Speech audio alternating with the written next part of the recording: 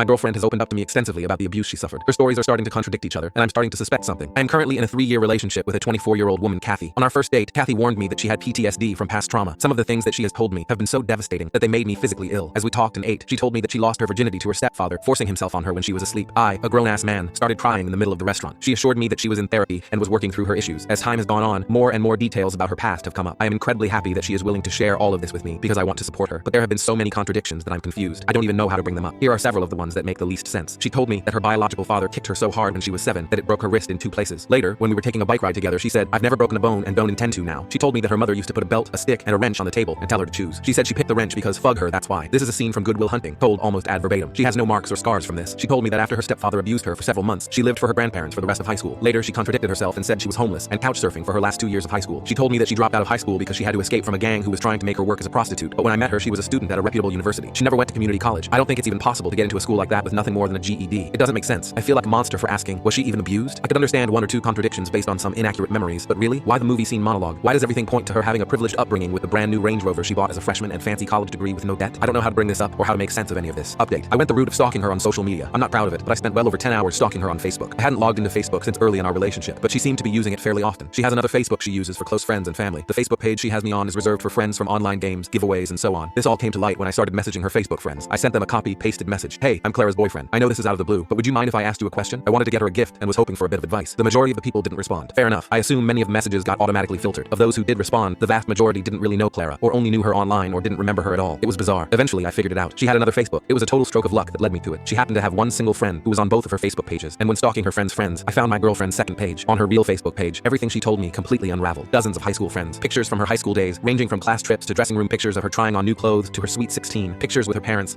with whom she seemed very happy to be having her picture taken, pictures of her standing in front of a very large, very non-ghetto suburban house. Then I found the picture of her standing in front of her brand new Range Rover. At this point, I had already decided our relationship was over. There's no explaining that. If she had mental illness so severe that she had deluded herself into believing everything she told me, she needed therapy, not a boyfriend. I decided to ask about the Range Rover. I wanted to expose her and figured it was an innocent enough topic to bring up out of the blue. She was sitting on the couch reading a magazine, and so I walked up and asked her about her car. I said it was really nice, and if she had inherited some money or something to be able to afford it. She gave me a long, theatrical inhale and exhale. She then asked me to promise not to be shocked, but it was Pandora's box. Knowing that she was about to feed me another helping of bullshit, I told her I wanted to hear it anyway. She covered up the Range Rover purchase by telling me that when she was homeless, she was forced into prostitution by an abusive pimp. She said that with money she saved by overcharging clients and hiding tips from him, she was eventually able to afford the car. Then she asked if I still loved her despite her past, so that was the end of that. I called her a liar on the spot. I told her that I saw her real Facebook, all of those pictures. For the first time in our relationship, she didn't have an explanation. I started my move out the next morning, Elise be damned, and finally was done with it in 3 days. She has frantically texted me saying she could explain, and she was ready to tell me the truth. Yeah, the truth. I'm almost tempted to ask her for it just so I can experience another wild tale. Maybe this time it being about her experience with witness protection on the run from the mafia or some other ludicrous story.